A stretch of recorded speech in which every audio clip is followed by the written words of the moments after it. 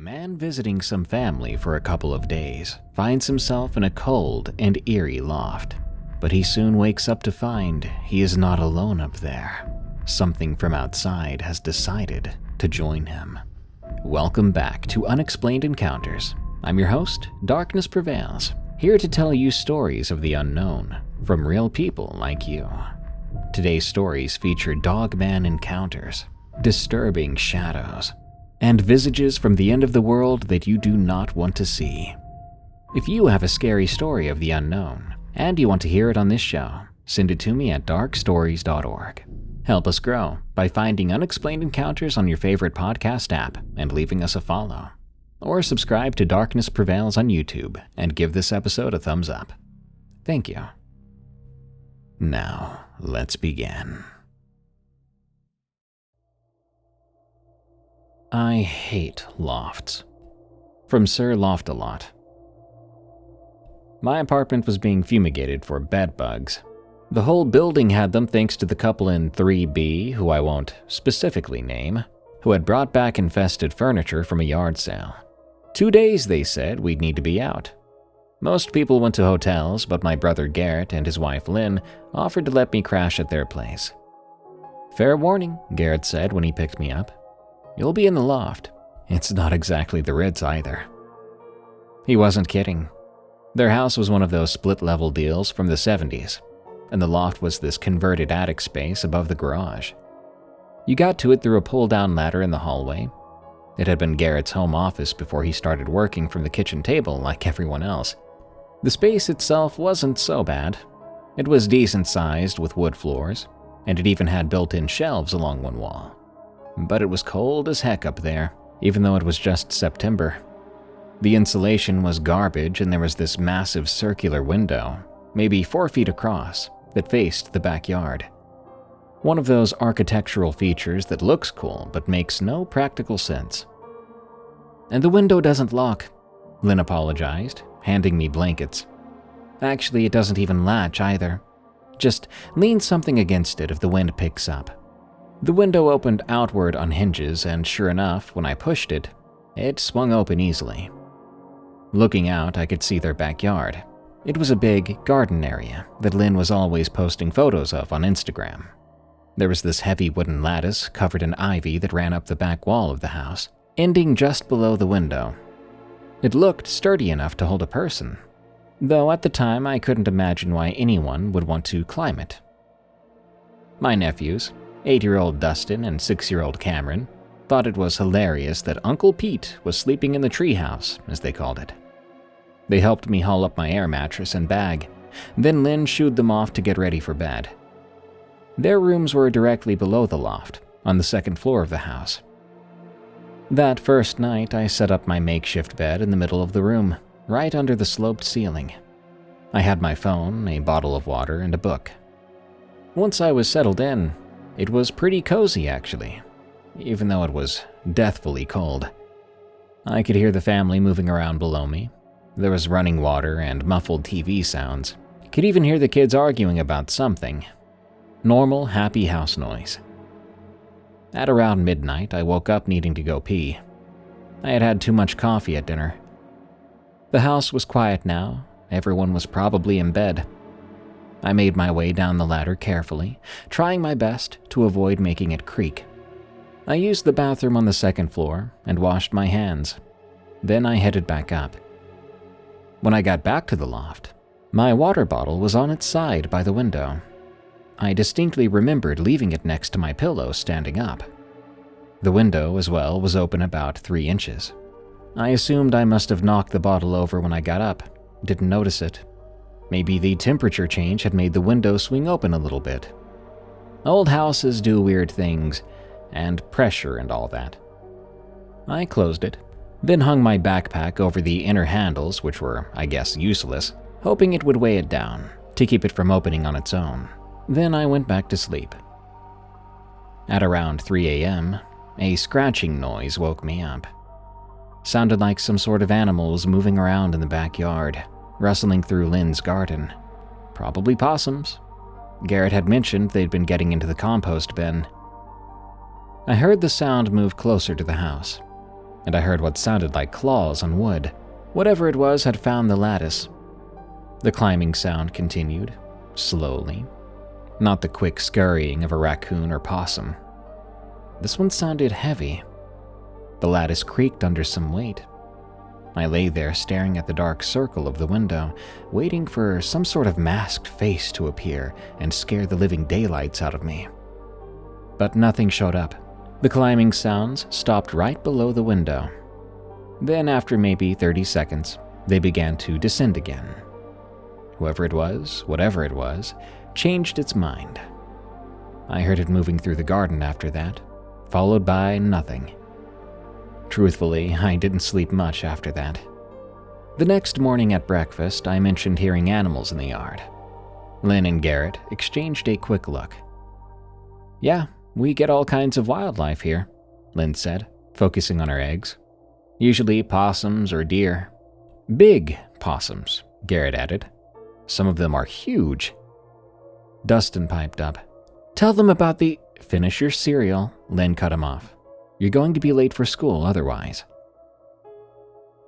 I spent the day out of the house, killing time at coffee shops and the library, not looking forward to another night in that loft, even though there was just one more night. When I got back after dinner, Garrett had put a space heater up there. "Figured he might be kinda cold," he said. "Last night in the loft, then back to your own bed tomorrow, huh?" I nodded my head and thanked him. That night I was exhausted. I had barely slept the night before, and the space heater made the loft feel really comfortable. I decided to set up my air mattress in the corner, away from that window. If something wanted to climb up and look in, it wouldn't see me right away. I hung my backpack over the handles again, and around 11, book still in my hand, I dozed off. The noise that woke me up wasn't scratching this time. It was breathing. Deep breaths that weren't coming from below or outside. It was coming from in the loft. I opened my eyes without moving my head at all. From my corner, I could see most of the room in the dim light from the street lamp outside. The circular loft window was wide open. Something was crawling across the floor. It moved on all fours, unlike any animal I'd ever known. The limbs were very long, bending too soon or too late, I couldn't tell. And whatever it was covered all over in dark fur. The head was massive, too big for the thin neck, and elongated in a way that made my stomach all acidic and nauseous. It was sniffing quietly as it moved, head low to the ground, following some trail across the floor that I couldn't see. When it reached my water bottle, still where I'd left it by my pillow from the first night, it picked it up. It picked it up like a man, with a hand, or what looked like a hand. I could clearly see that what it was using to grab that bottle had opposable thumbs, but those thumbs were twice as long as mine, at least, each ending in a thick, dark nail. The creature examined the bottle, turning it over, then set it down carefully. Then it continued to move toward the ladder opening. It moved to the edge and peered down into the hallway below. The way its neck extended, stretching to look down, made me want to close my eyes and pretend I was only dreaming.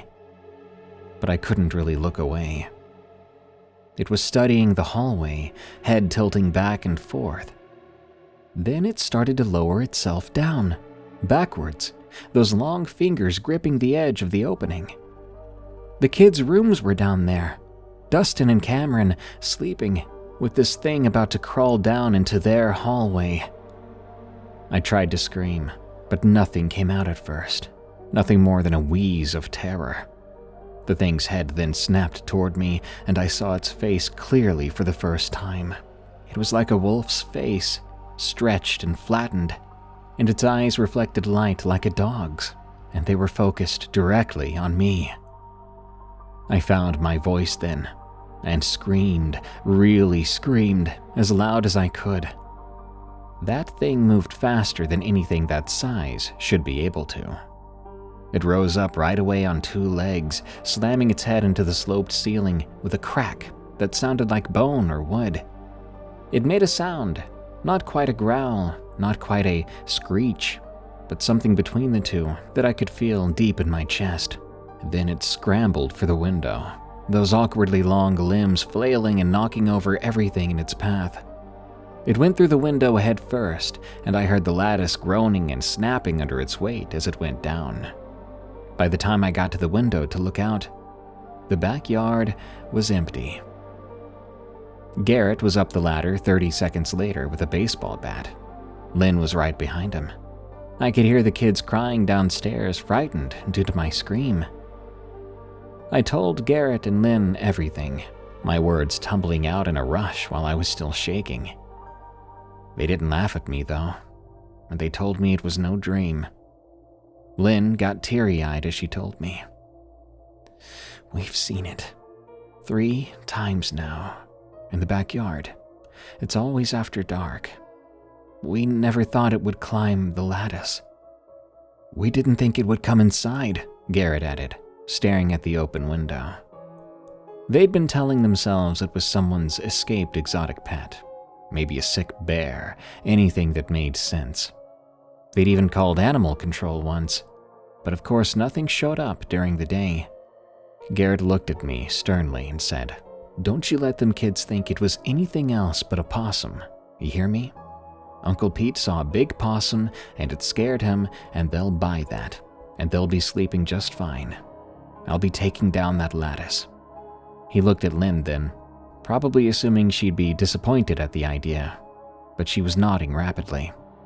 "And," she looked at me, "we're gonna get bars on that window as soon as possible. Bars on all the windows if we have to." She looked back at Garrett. Well, they did more than just bars. They moved next week. They told everyone it was for the kids, for better schools or something like that. That wasn't entirely untrue, it was for the kids, because before they left, Garrett told me they had found scratch marks on the kids' window screens. The Return of the Shadow in the Dark, from Gearhead 993. I recently wrote into the show earlier this year, sharing a story that actually got featured, regarding a paranormal incident that I experienced when I was very young. The episode in question was the March 5th episode, titled Dragged into the Woods, on Unexplained Encounters. About 30-ish minutes in, you'll find Shadows in the Dark, a story that will now live on in infamy. You see, I've always been the type to believe that things always happen for a reason, never by chance. Since that day I wrote in, I've been looking over my shoulder a little more than usual. It seems everywhere I turn I catch a glimpse of something, but only for a split second, then it's gone again. Sometimes a whisper, other times more physical, like a breathing down your neck kind of thing that sends shivers down your spine. Or like I'm being followed by someone, or in this case, something. As of writing this, it's been about 8-ish weeks since the incident took place. It was a Friday. My fiancé and I had gotten off work. We dropped the kiddo off with the grandparents, and we were off to DoorDash for the afternoon.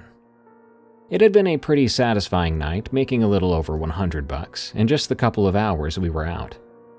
Overall, pretty solid. No whispers, no breathing down the neck. I'd almost forgotten about it. Almost. We got home around 9:45, just before the rain hit. The weatherman called for isolated storms throughout the evening. Imagine that. Perfect night for paranormal activity, right? I mean, you couldn't script a Hollywood movie better than this. At about 10:38, I got up to go to the restroom. South Park was playing on the TV. If memory serves, it was the episode where Mackie loses it over the deuces in the boys' urinal. As I walked to the bathroom, the lights began to flicker off and on. I quickly realized I had left my phone on the armrest of the couch, so I turned back to grab it for a light in case the power went out before I could get back.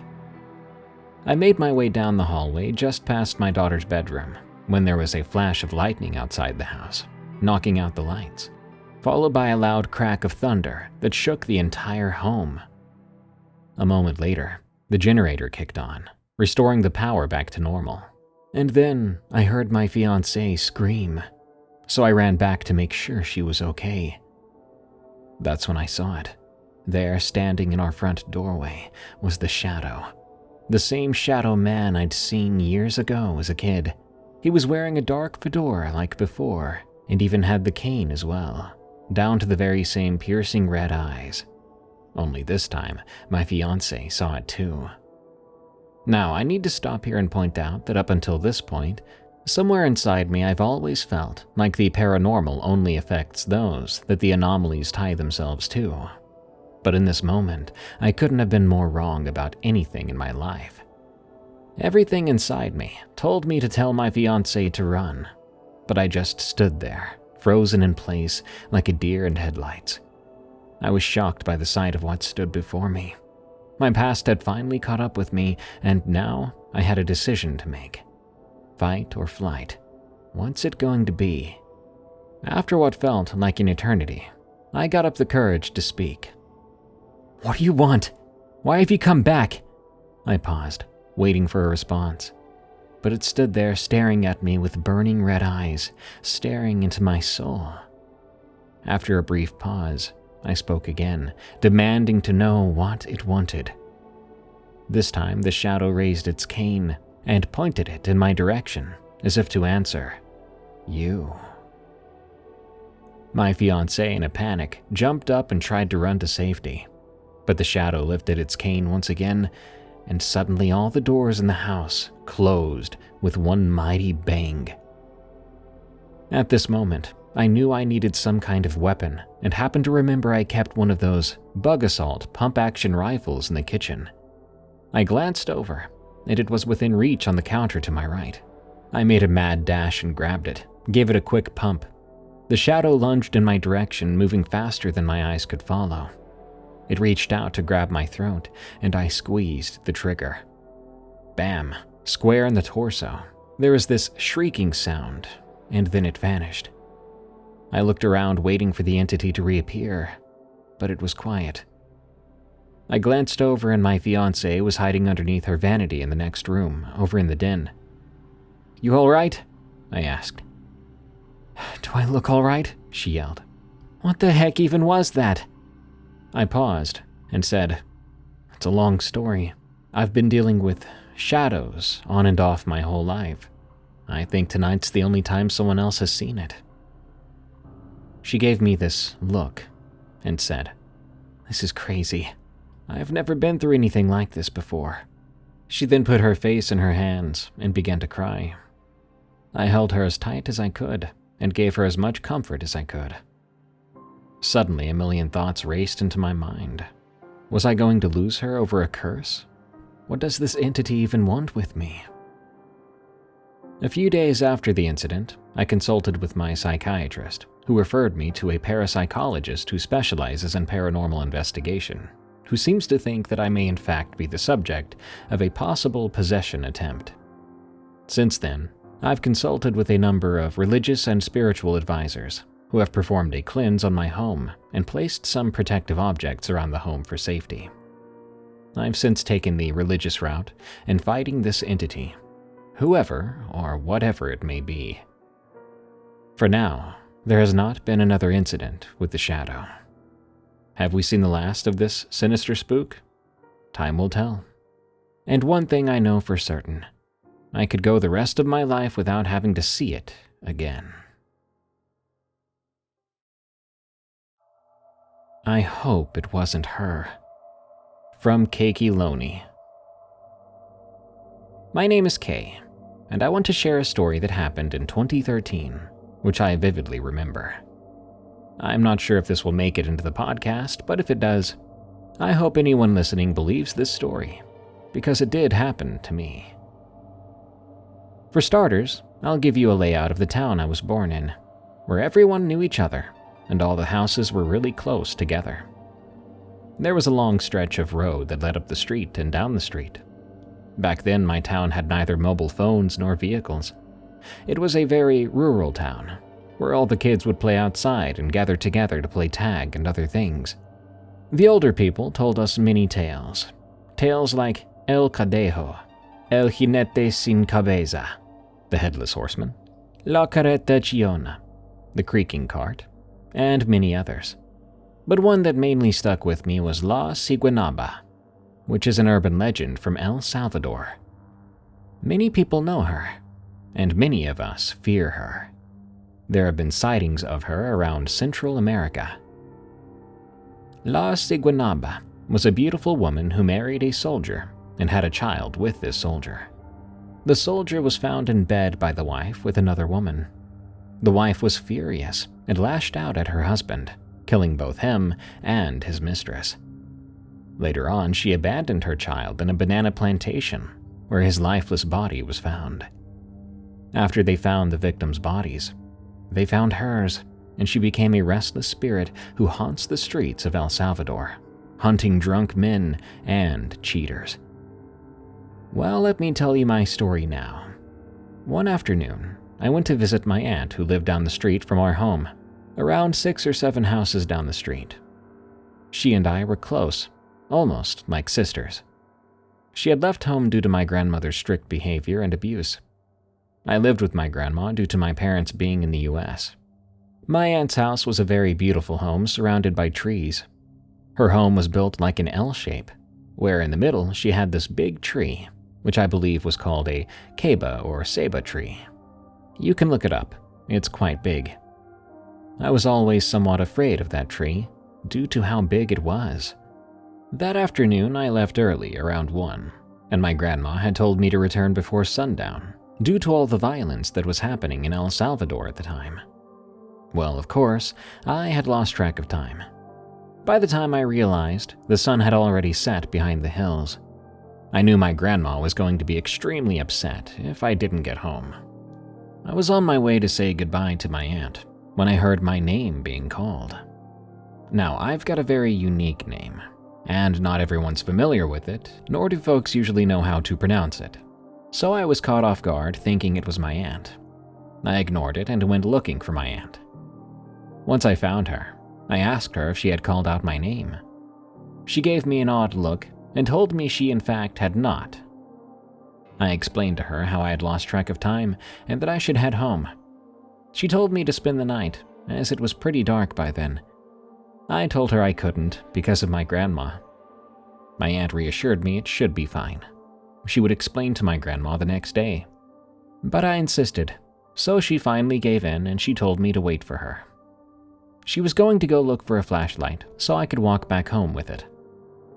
Once she had gone back inside, I went to walk out to the front of the house, looking at the tree, thinking about how much trouble I was in, when I heard my name being called once more.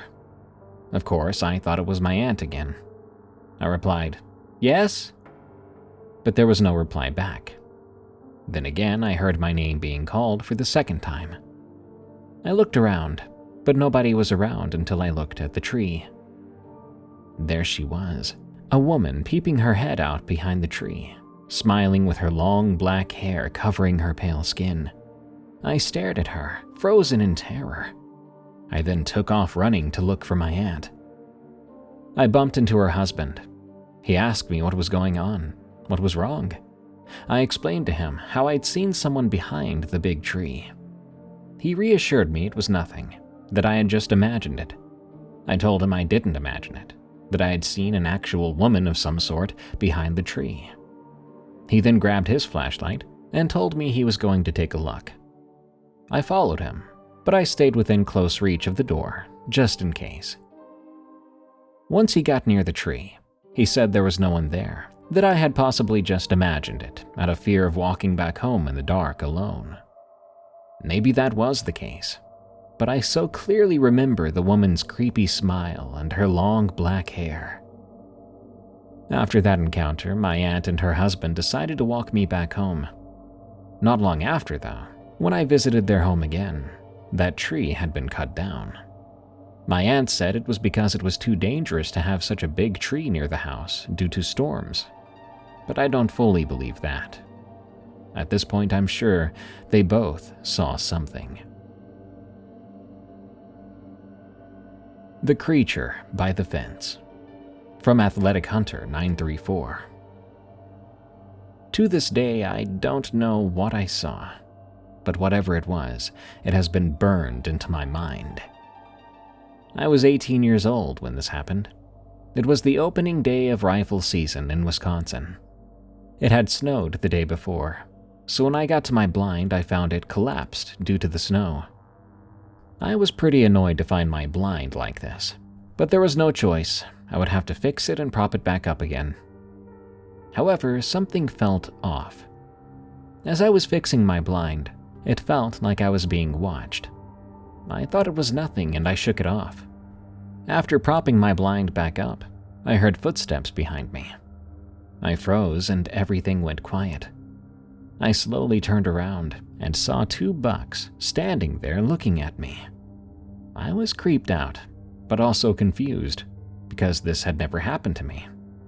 They were just standing there, not moving an inch, and I couldn't even see them breathing. It was cold enough at the time to see your breath. As I looked at them, I slowly slid my rifle off my shoulder. But then all the sound came back, and the 2 bucks just walked away. After that, I knew the rest of the day would be odd. As the day went on, I still had that feeling of being watched. That feeling was coming from the way I walked in. It was around 3 in the afternoon when I heard a coyote call, but even that sounded wrong. It was distorted, like someone or something trying to do their own coyote call from memory, but failed miserably. As the sun was going down past the trees, I grabbed my rifle and backpack, then started my way up to my car. The route I take has me crossing a few fences on the property I hunt on, but as I was coming up on the last fence, that feeling of being watched came back. I immediately stopped in my tracks and looked around to see if I could see what was watching me. And then I saw it. Some kind of person or humanoid thing hunched on the fence post, looking at me. Its arms were pretty long and skinny, and it looked malnourished.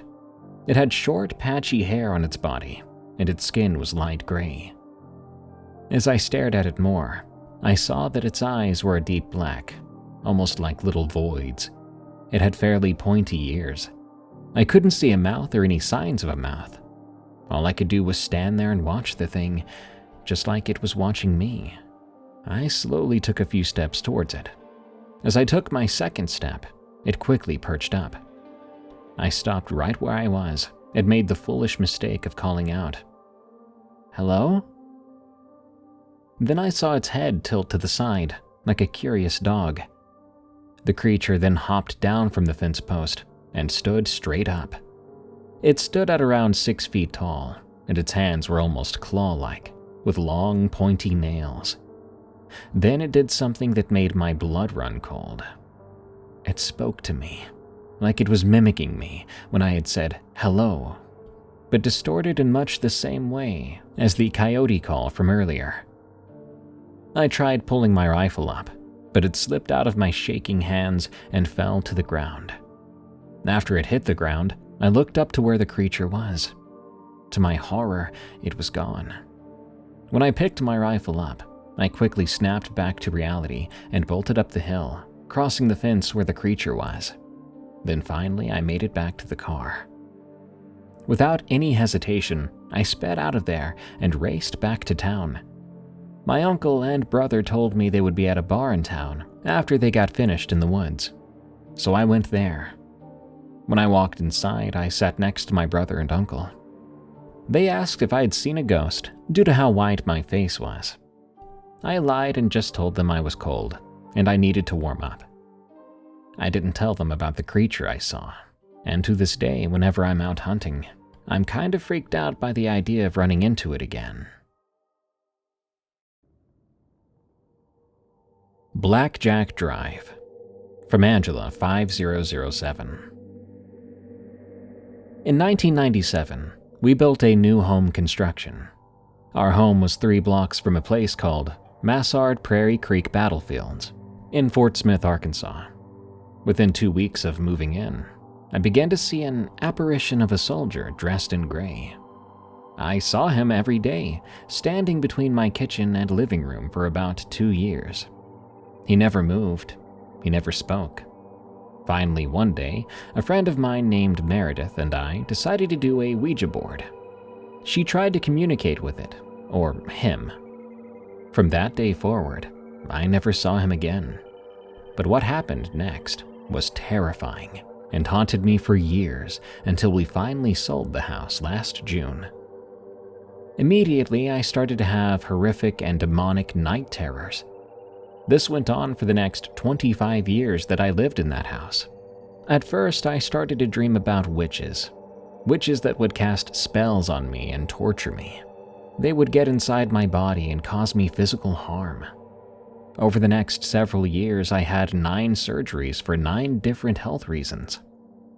At one point, I had a stalker who broke into my house and attacked me. He broke my neck and caused me a lot of other physical harm that I don't wish to discuss further. Then I had a throat surgery, a stomach surgery, a gallbladder surgery, 3 liver surgeries, and a lump in my breast. All of this occurred immediately after we played the Ouija board, and all these things were things that in my dreams the witches had done to me. After that, and I don't know why, we tried the Ouija board again to make it go away. Only things just took a darker turn. At this point, I started to have severe demonic night terrors. They became so horrible. They drove me to the point of a self-harm attempt, which was almost successful. I was in the hospital in the ICU for several weeks after my attempt, during which I was hallucinating the entire time of devils and demons. When I came home, things did not get any better. I immediately started to see demons in my house. I believe this was a direct result of messing around with the Ouija board, with forces we knew nothing about. I was awake one day, and I don't know if you want to call it a daydream or hallucination, or if it was my reality. I was sitting in my bed and I looked down. My wrists were tied down to the bed. I looked over and I saw my cat being sucked into the baseboards, being killed. I looked out the window, and all I saw was hell on earth. The entire world was on fire, and there were mounds of dirt as big as mountains. These mountains of dirt had white doors on them and had animals and babies nailed to them. At the time, I had 4 boys of my own, and they were all nailed to the doors, along with 2 of my dogs. I watched in horror as construction equipment with buckets on the front went forward and chopped their bodies in half. To this day, I am terrorized by this vision. It all seemed so real at the time. I became plagued with sleep paralysis and sightings of demons and what I call the old hag. My husband thought I was insane. He had me committed a number of times. It wasn't until we finally sold the house and moved away that everything stopped. Last year, we sold the house and moved to another state. Since leaving, the strange and disturbing activity has come to an end. Saying goodbye. From PutridDecay. I'm going to start by saying I know my actions were dumb, but I'm a spooky gal, and I would probably do it again. This happened a few years ago, when my husband and I were staying with his 96-year-old great-grandmother in Appalachia. His family has a 300-acre cattle farm, and we needed somewhere to stay while saving for a house. And the great-grandmother, Miss Mary, needed someone to make sure she didn't fall or have an accident. As I said, I'm a spooky gal, and as you can imagine, there isn't much to do in the middle of nowhere. So I started testing my Appalachian knowledge by whistling at night. The first night, nothing happened. But in the morning, one of our chickens had died. I didn't really connect those things, but then every morning for 3 days, we'd wake up to a dead chicken. No obvious cause of death, no sickness. It wasn't abnormally hot or cold outside. Then I tried to whistle during the daytime, thinking maybe I'd see something if I tried during the day. As soon as noise left my mouth, the branch of a big old oak tree out front broke with a loud crack, and a bug flew into my face. That's not to say it flew into me by accident. It flew at me repeatedly, smacking my face until I stopped whistling. It was almost as if even the insects knew I was being dumb. I stopped whistling after that. I wasn't exactly scared, but I trusted that what I was doing could be putting us all at risk.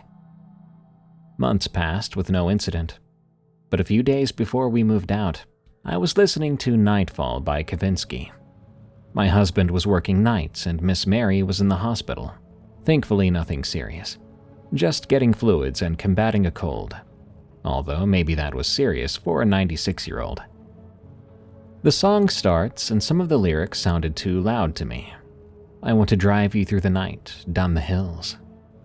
Suddenly, my body started to feel as if I was underwater. I'm gonna tell you something you don't want to hear. I don't know how, but I knew whatever heard my whistle before was here now. I'm gonna show you where it's dark, but have no fear. I felt numb, not cold or scared or excited, but numb. I then went outside. Immediately, I was greeted by a rabbit standing just off the porch. Right away, I was greeted by a rabbit standing just off the porch, staring directly at me. I don't know how long we watched each other, but eventually the rabbit took a few hops towards the back of the house, where the woods are, and where the chicken coop is. Then it looked back at me, as if asking me to follow it. So I did. You've never seen darkness quite like Appalachian darkness. It's so dense, you feel it in all of your senses. Or at least, I did. As I followed the rabbit closer and closer to the chicken coop, unable to make out anything in the absence of light, every hair on my body began to stand up. My heart started to pound, and I finally felt afraid. Something was waiting for me. I slowly turned around, trying to appear more calm than I was, and I walked back to the front of the house. Just before I stepped out of the darkness, I looked back and I said out loud, "We're moving in a couple of days. If you follow me, I'll talk with you then." I know I'm the dumb white chick that dies in horror movies that everyone screams at, but it felt like they wanted to talk, so I went inside and shut the door. My entire body got hot, like the worst hot flash you can imagine. I was sweating and shaking. I never saw anything in Appalachia, but I'm pretty sure it saw me. I haven't had any weird experiences since then, and Miss Mary hasn't either. I don't know why it didn't kill me. Maybe it did just want to talk. But something exists in those mountains. Something you should be afraid of.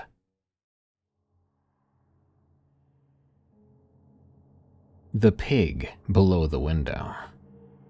From Leia. This story is quite short, but it scarred me for life, so bear with me. We'll call my sister T for the sake of her privacy. I was around 10 or 12 years old.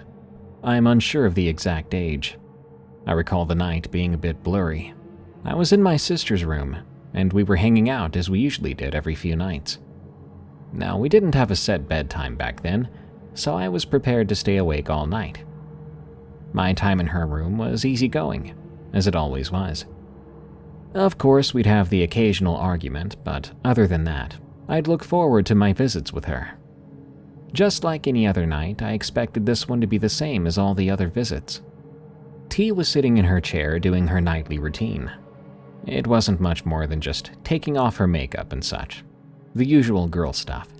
While she was doing that, I was standing up sort of near her chair on my phone. Nothing much occurred for those few hours we were hanging out. Our parents were still awake, as they usually stayed up a little late. It wasn't until T got up to head to the bathroom. I was still standing, captivated by something on my phone, so I didn't really notice her absence. A couple of minutes went by, and I heard faint oinking of all things. Mind you, we do live in a town where livestock is not allowed within city limits. But as a young kid, I wasn't aware of the law, and I was curious about the sound I was hearing outside. T's room had a big window with curtains. I approached the window and pulled the curtains over my head.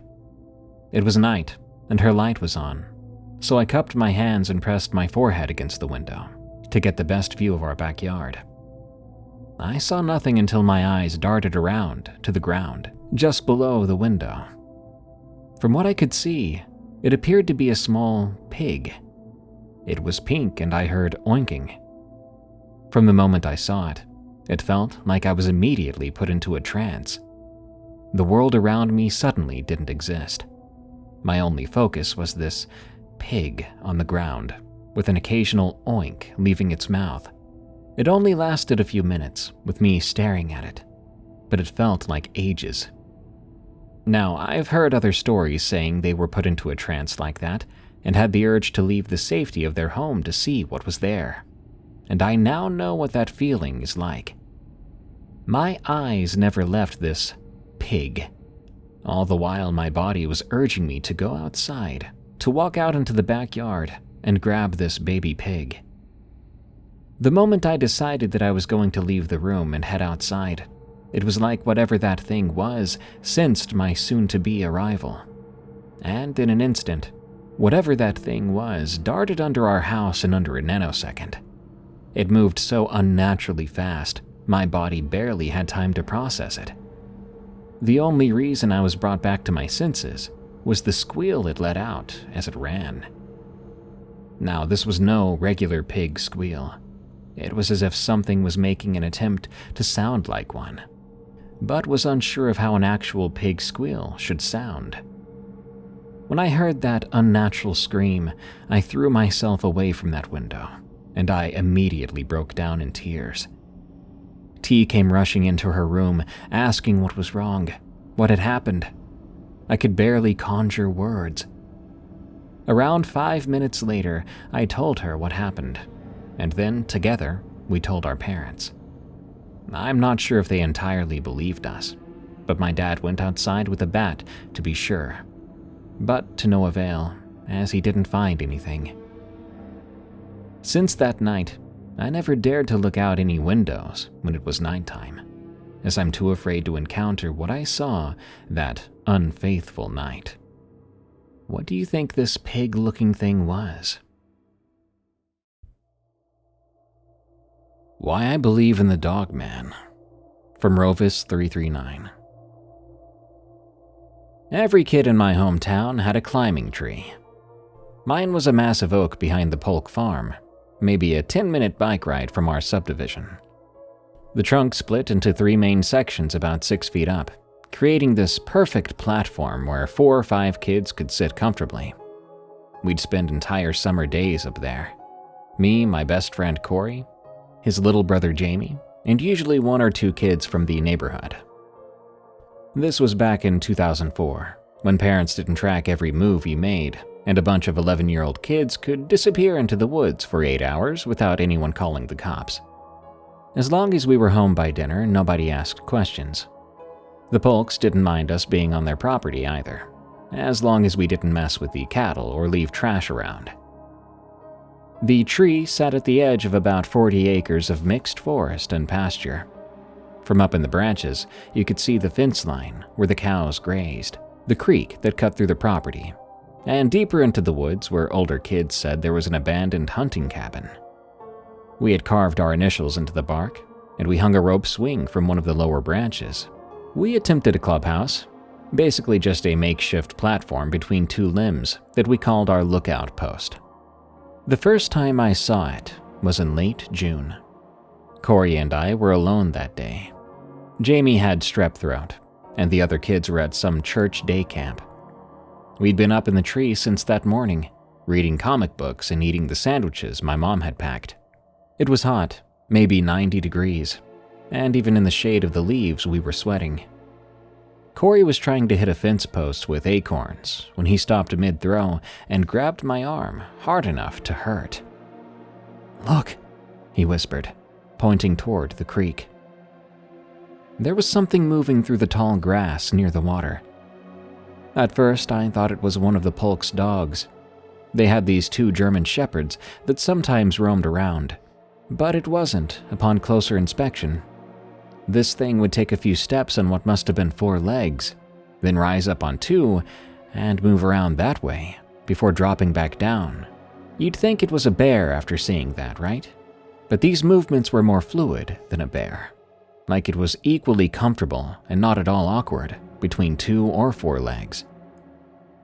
When it came out of the grass onto the muddy creek bank, I got my first real look at it. The body was covered in dark brown fur, matted and filthy with mud or something worse. But it wasn't uniformly covered. There were patches where pale skin showed through, especially around what I guess you'd call its chest and stomach.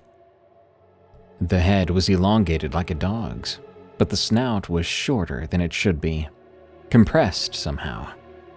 And when it turned in our direction, I could see its eyes were forward-facing. Predator eyes, yellow-brown and very smart-looking. The thing that really got me were its front legs. When it was on all fours, they bent like human arms, not like a dog's legs. I could see things that looked more like fingers in the mud there, leaving prints that weren't quite hands, but definitely weren't paws. It was eating something too. We watched it tear into what looked to be a rabbit, maybe a possum. It was holding the carcass up to its mouth with those not-quite hands. The sounds it made were wet and crushing, bones breaking and meat tearing. Every few seconds it would stop and look around, scanning the area while it chewed. Corey and I didn't move, didn't even breathe loud. We sat in that tree for probably 20 minutes watching this thing eat, both of us knowing without discussing it that climbing down was no option. When it finished, it did something that still makes my skin crawl. It cleaned itself like a person would, used its tongue on those hand things, then rubbed its face. Grooming, not messy licking like dogs do. Then it stood fully upright, probably 6.5 feet tall, and walked back into the grass. Not a loping gait or bounding. It walked with a slightly hunched posture, but definitely bipedal. We stayed in the tree another hour before finally getting the courage to climb down. Once we did, we biked home faster than we'd ever ridden before. We didn't talk about it, not that day, not for weeks later. We kept going back to the tree, but never alone, and never past 4 in the afternoon. The second time was in August, right before school started back up. There were 5 of us that day. Me, Corey, Jamie, and 2 kids from the next street over. They were Tommy and his sister Angie. We'd been up in the tree all afternoon playing some elaborate game where we were survivors in a zombie apocalypse, and the tree was our home base. Kid stuff. Fun kid stuff. At one point, Jamie had to go pee, so he climbed down and went to the designated spot we used. This thick cluster of bushes about 30 feet from the tree. We had a whole system, you see. You announced where you were going, did your business quick, and you came right back. Nobody went into the actual woods alone. He'd been gone maybe 2 minutes when we heard him scream. Not a jokey or playful scream or even a hurt scream. This was pure terror. We scrambled down so fast, Tommy fell the last 5 feet and knocked the wind from himself. Jamie came running out of the bushes, his face white, pointing back at the woods and trying to talk, but only managing these hiccuping sobs. "It's there, it's there, it's there," he kept saying. Corey grabbed his brother, trying to calm him down, while the rest of us stared at the woods. I don't know what made me look up instead of into the bushes. Maybe some primitive instinct, maybe just dumb luck. It was in a pine tree, about 40 feet away, maybe 15 feet off the ground. It was sitting there on a thick branch, watching. In the daylight, I could see more details I'd missed before. Its fur wasn't uniform in color. Darker on the back and limbs, and lighter on the belly, with those strange bald patches I mentioned, around the joints where the skin was thick and gray. The face was, I don't know how to describe it. Like someone had tried to push a human skull into the shape of a dog's head.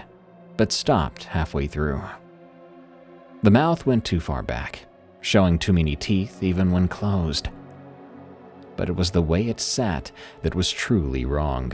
It wasn't perched like an animal. It was sitting like a person would sit on a bench, legs hanging or dangling down, one hand thing gripping the branch, while the other hung loose at its side. Casual, comfortable. It watched us watching it. No aggression, no threat display, just observation. Like it was memorizing us. Angie started to cry. Tommy threw up, and it tilted its head at the sound, interested but not excited, the way you might look at something mildly amusing on the TV. "Back up," Corey said quietly. "Everyone back up slowly." We did, moving as a group toward our bikes. The thing in the tree didn't move except to turn its head, tracking our movement. When we reached the bikes, I made the mistake of looking back one more time. I'll never forget that. I swear to you, this is what I saw. It was smiling. Doing something at least that looked like smiling. The corners of its mouth pulled back, showing more teeth. But there was no aggression to it. It was mimicry. It had seen us smiling up in our tree and looked to be trying it out on us. We didn't go back to the climbing tree after that. We made excuses when other kids asked us why. We started to hang out at the park in town instead, where there were people and lights and nowhere for something to sit and watch. My family moved to Ohio that winter for my dad's job. Corey and I lost touch after a few emails. Years later, I found him on Facebook, and I even asked him if he remembered that summer. He said how could he forget? But beyond that, he didn't want to talk about it. He said that Jamie has nightmares even still sometimes. I looked up the area recently on Google Earth. The Polk farm is apparently gone, probably sold, had been developed into more subdivisions it looked like. The woods got cleared for a shopping center. Our climbing tree is probably someone else's backyard now, or maybe it just got cut down entirely. My own kids love climbing trees. I let them, of course, but I pick the trees carefully. Ones with good visibility, nowhere for anything else to perch nearby. And they come inside well before dusk, no exceptions. They don't need to know why their dad always checks the higher branches first. Believe you me, if I told them why, none of us would be getting any sleep for a while. Shadow on the Classroom, from Rory, Aragon. For context, both my family and the families of my friends have had experiences with spirits or unexplained phenomena. It was a typical Saturday afternoon, and I was hanging out with my usual friend group, Cameron and Logan. Notably, Cameron's dad is a frequent ghost hunter, often venturing out weekly with paranormal investigation gear. Logan, intrigued by this, had always wanted to try ghost hunting for himself. Near Cameron's house is an abandoned school with a chilling reputation. According to the local stories, a child was murdered there by a homeless man. The tragedy allegedly led to the school's permanent closure. Drawn by curiosity and maybe a bit of recklessness, we decided to explore the school ourselves at midnight using Cameron's dad's gear.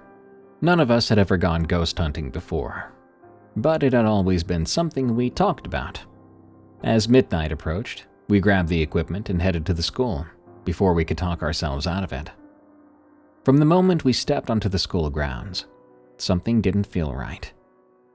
Cameron had brought a Ouija board, which he pulled out from the gear bag and placed on a desk inside room 31, a detail that might prove important later.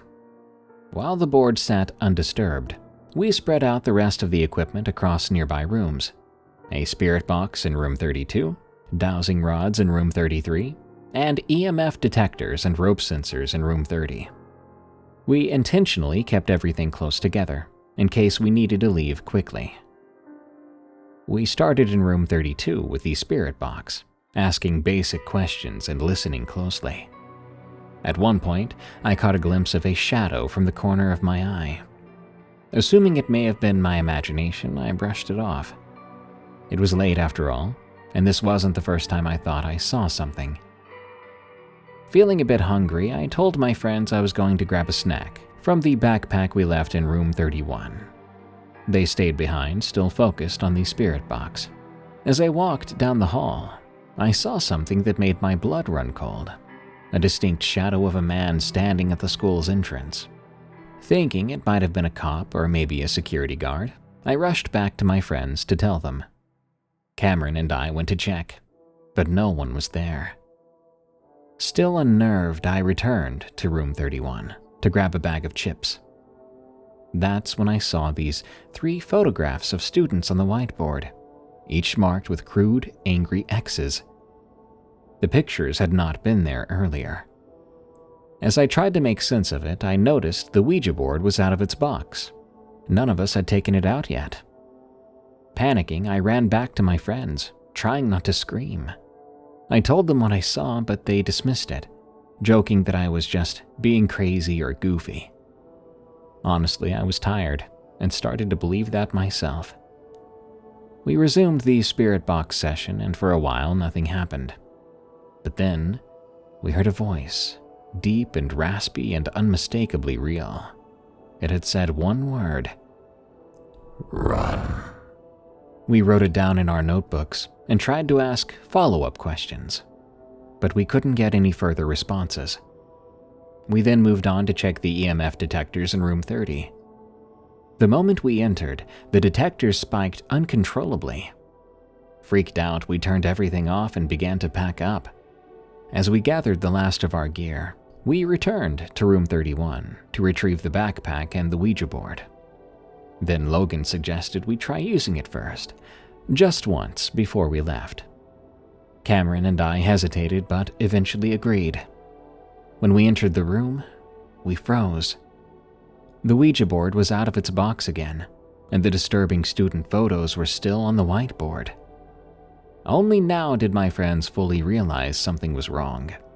We quickly began packing everything up, and as we were doing so, I felt this icy chill going down my spine. It made the hairs on the back of my neck stand up. I turned around.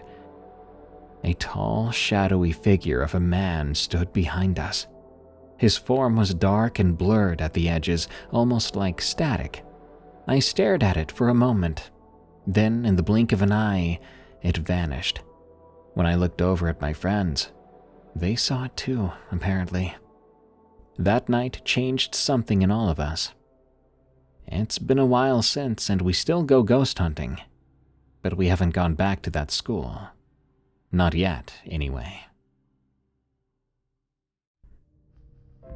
Stories about werewolves and dogmen creeping up on you when you're sleeping have to be some of the scariest stories out there. At least, to me. Like, if that happened to me, I'm just exposing my neck and saying, "Go on then, get it over with." Good night. Thanks for tuning in to another episode of Unexplained Encounters. I've been your host, Darkness Prevails. Send me your scary stories of the unknown at darkstories.org so I can feature them in future episodes. And leave us a review and follow on Spotify and Apple Podcasts to help us grow.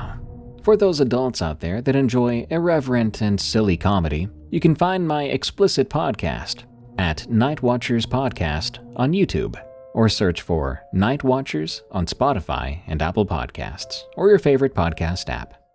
Till next time, everyone, stay safe out there and stay creepy, because this world is a strange one.